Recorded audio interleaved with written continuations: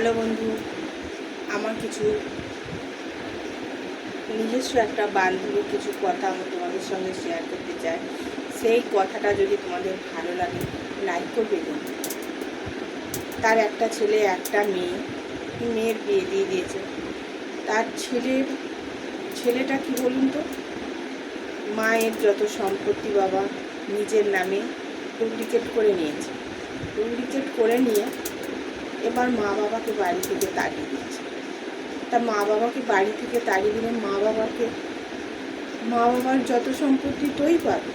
তা ওর কিছু প্ল্যান আছে, তাই ও সব কিছু নিজের নামে করে নিয়ে বাবা মাকে তাড়িয়ে দিল। তখন বাবা মা কী করলো, থানায় জানালো, পঞ্চায়েতে মিটিং করলো, কিছু হলো না।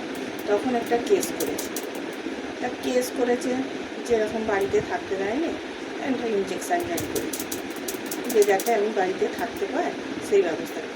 তার সেটা করার পর ছেলে তার বউকে নিয়ে শ্বশুরবাড়ি চলে গেছে। শ্বশুরবাড়ি গিয়ে শ্বশুরবাড়ি থাকে, মা বাবার কোনো খোঁজখবর নেয় না। তখন মা কী করলো, একটা খোরপোশের মামলা করলো। তা খোরপোশের মামলা করে কিন্তু মা জিতেছে। প্রত্যেক মাসে খোরপোশ, বলুন তো আপনারা, মা যদি অনেক কষ্ট করে ছেলে মানুষ করে, সেই ছেলে যদি বড় হয়ে মা বাবাকে এত কষ্ট দেয়, সেই মা বাবার কি হয় বলো তো? তার ছেলে আমি বলেছি যে তুমি করো। ও বললো যে আমি বীজ পুঁতেছি।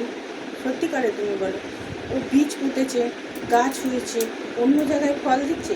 একটা সাধারণ, আমি যদি একটা বীজ পুঁতি, গাছটা করি, অন্যরা যদি ফলটা পেরে খায়, হয়তো 6 মাসে একদিন, হয়তো 2-4টে কিলো, সবসময় যদি সে খায়, তার সেই জমিওয়ালা কী বলবে, আমি গাছটা করলাম, রাগে কেটে দিত। এটাই হয়। সেটাই হচ্ছে যে তিনি ছেলে মানুষ করলো, শ্বশুর শাশুড়ির সব কিছু দামি শাড়ি থেকে, গয়না থেকে, বেড়াতে যাওয়া থেকে, 4 চাকা গাড়ি থেকে তাকে নিয়ে যাচ্ছে। তার মা বাবাকে কোনো দিন করে না, মা বাবার খোঁজ খবর কিছু নেই। তখন এবার খোরপোশের মামলা করতে সে জিতেছে। প্রত্যেক মাসে 8,000 টাকা করে দিতে হবে। সে দেয় না। তা বলো তো তোমরা যে সে মহিলা ঠিক করেছে? সব মায়েদের বলছি, নিজেদের অধিকার আছে, সেই অধিকার নিয়ে আপনারা আইনি ব্যবস্থা নিয়ে সৎভাবে আপনার দায়িত্ববোধটা ছেলেকে নিতে দিন। কেন নিতে দিলে তবে সে বুঝবে মা বাবার দায়িত্বটা কতটা। মা বাবার দায়িত্ব না বন্ধুরা, এই ভুল করবেন না যে নিজের দম থাকতে ছেলে মেয়েদের সমস্ত উজাড় করে দিয়ে নিজে ছেলেকে বাইরে বার করে ছেলে মাকে বাইরে বার করে দেবে। হাত জোর করে বলছি, তোমরা এই ভুল কোনোদিন করো না। সব মায়েদের থেকে বলছি, সব মায়েরা একটু রুখে দাঁড়াও, একটু নিজে শক্ত হও। ছেলেদের হাতে মার খেয়ে, আমি ভাবি এত ছেলেদের হাতে মার খেয়ে কী করে ছেলেরা মায়েদের গায়ে হাত তোলে? এটা করবেন না। যারা মা হয়েছে তাদেরকে, যারা ছেলে হয়েছে তাদেরকে বলছি, মায়েদের সম্মান করতে জানো, সম্মান করো।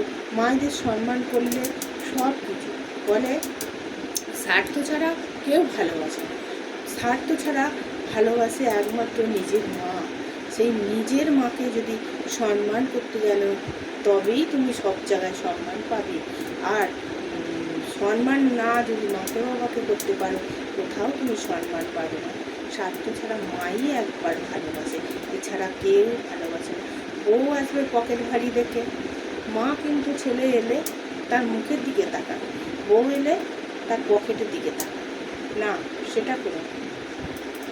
মায়ের জায়গায় মাকে রাখো, বউয়ের জায়গায় বউকে রাখো। সবাইকে সবাই সম্মান দাও, তুমি সম্মান পাবে। এই বলে আমার ভিডিওটা যদি ভালো লাগে লাইক করবে, শেয়ার করবে, কমেন্ট করলে আমি আরও ভিডিও যাবো।